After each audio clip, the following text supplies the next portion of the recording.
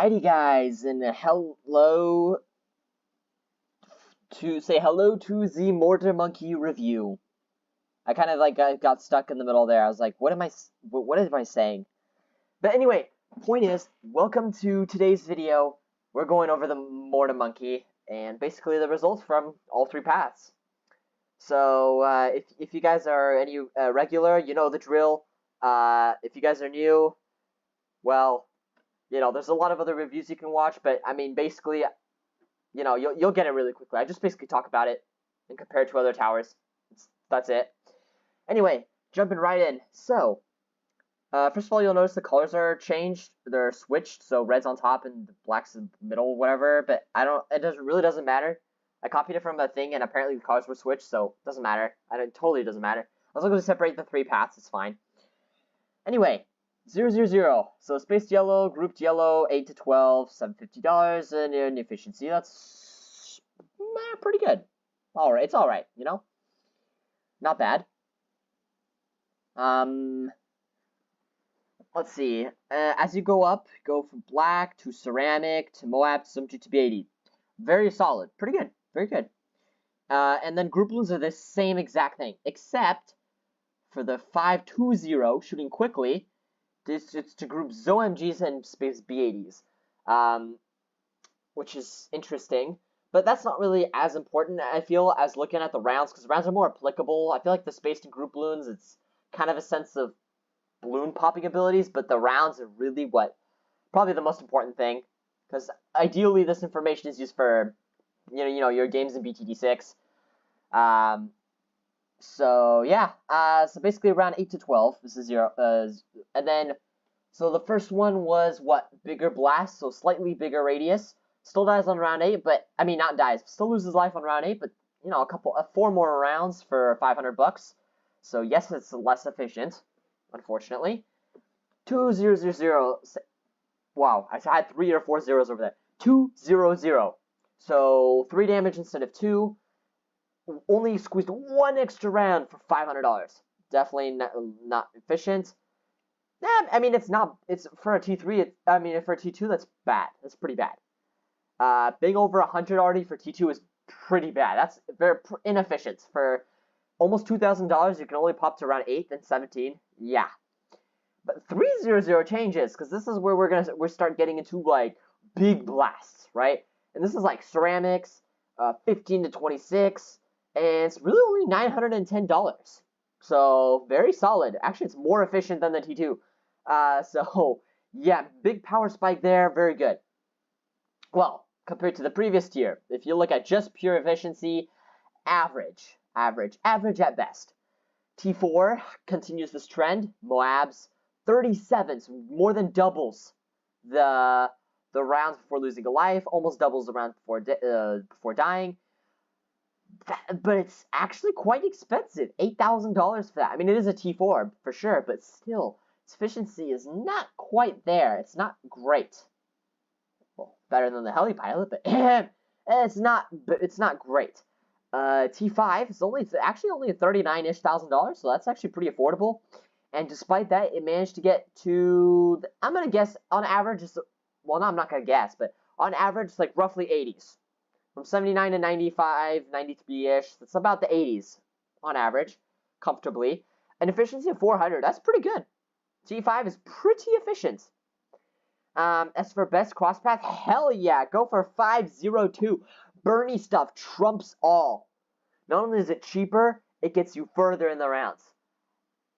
There's literally not much of it, there's no downside to it really, unless it's stunning power only, but in that case, I'd recommend you use a different tower for $40,000 than a biggest one, but yeah, 502 all the way, for sure. Middle path. Now I know this is a chunky blocks of text here, but this is because parentheses is with ability, non-parentheses without the ability. So that's where there's the two separate tests. But yeah, in terms of space stuff, it definitely doesn't do well against the spaced balloons, except once you get to T4. By T4, it starts to match the T4 from the top path, And then even T5 is just worse than the top path T5. Clearly, I mean, getting BFBs and ZOMGs and only BFBs compared to ZOMGs and BAEs, yeah, not gonna cut it. However, group balloons, it starts to really ramp up. So go pink to black to rainbow to Moab, which is still worse, but not by much. Only with the ability does the Papana really excel pretty much any T5 in this category, with the B80s of round 120. Now, obviously, that makes sense because it's like with the ability, right? So the ability is like insane, obviously. And the only reason it failed is because it couldn't pop. I mean, it couldn't stun the B80s. Otherwise, it literally would be infinite whatever, you know?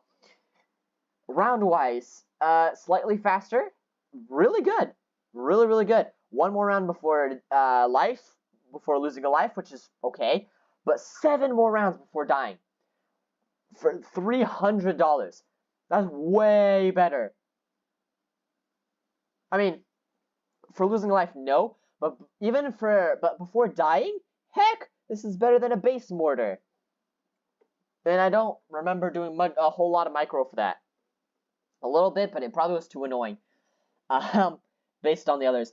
Now, if you go slightly faster, so for $500 this time, you don't get that many rounds out of it, so it's not a massive speed increase.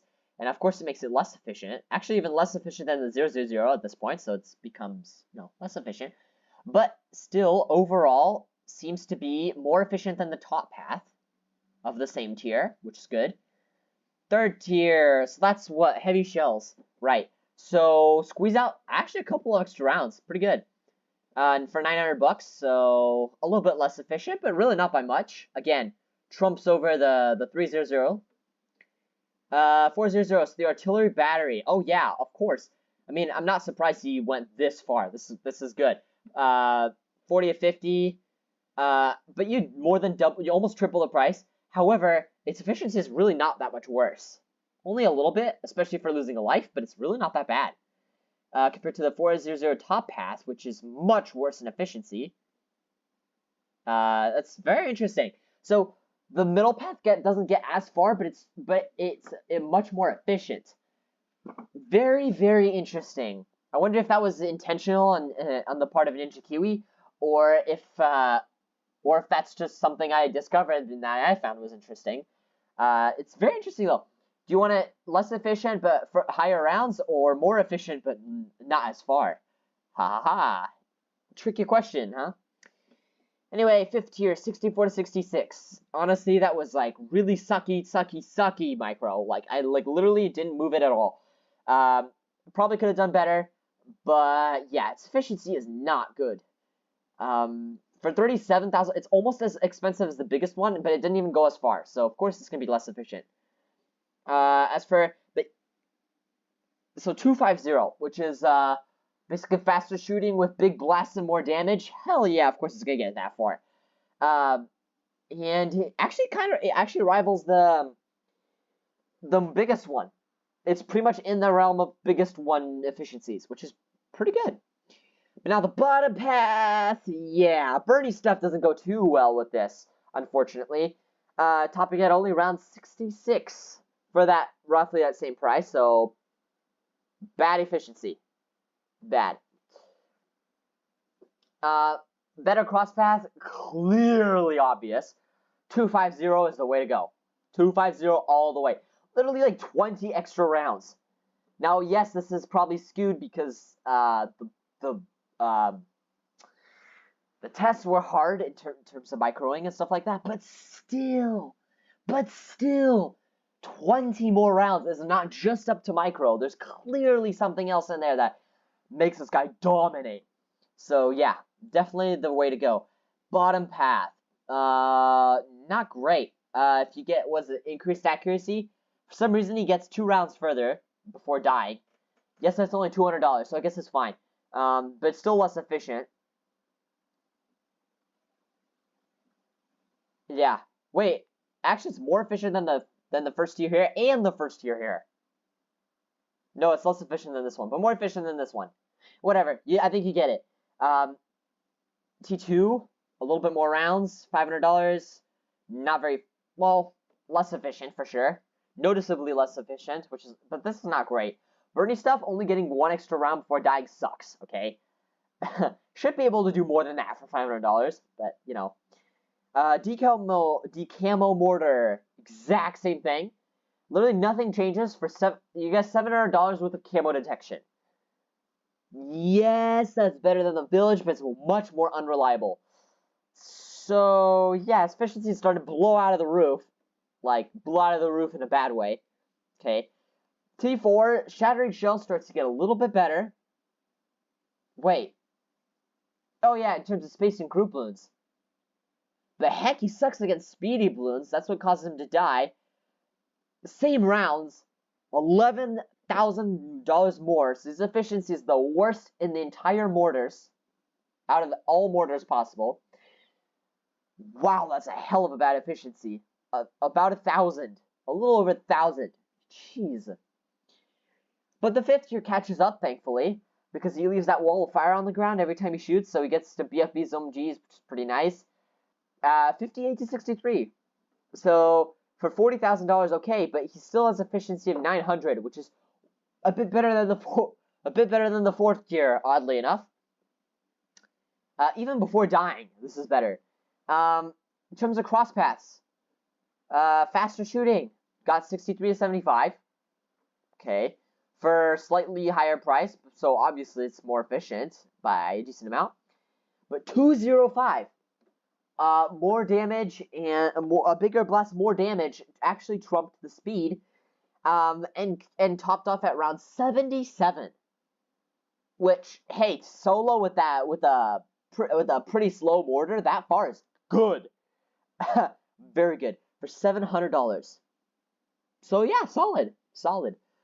So now this is the part where I compare two other towers. So we got what 400, 500, 800.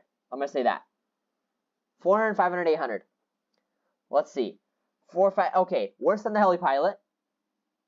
Better than the monkey ace. Let's see. 400, 500, 8. Oh, worse than the buccaneer. 4, 5, 800. Worse than the monkey sub. 4, 5, 8. Better than the sniper monkey, but yeah, I mean, come on.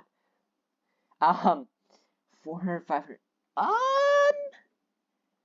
Overall, probably less efficient than the Dart Monkey, just because the middle path is so underused that I think it's almost safe to take it out of the equation right now. 4, 5. Oh, whoa! Way worse than the Boomerang Monkey. 4, 5, 8. Way better than the Bomb Shooter. Interestingly enough, way worse than the Tack Shooter. 4, 5, 8. Better than the Ice Monkey, and then 5. Better than the Glue Gunner. So it's, and then we can't compare it to the Banana Farm because the Banana Farm is a special entity on his own. So, but yeah, overall, yeah, basically he's really not too shabby. Not too shabby. He sits in the average zone, you know. Top path overall being like pretty good, like maybe 6 out of 10. Middle path's like maybe a 5 out of 10, just like a nice average. Bottom path drops down to like a 3 out of 10. It's not that great, but it's not the worst. You know, it's not the worst, but it's not great. All right, well, that pretty much concludes the Mortar Monkey review. So I put a Dartling Gunner, so I believe the next tower is the Dartling Gunner.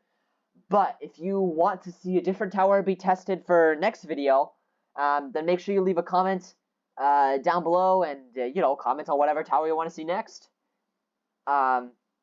Personally, I'm really excited for the Druid, but, you know, I'm basically just following the order, unless otherwise. So, yeah, feel free to leave those in the comment section, and then, yeah, stay tuned for next video.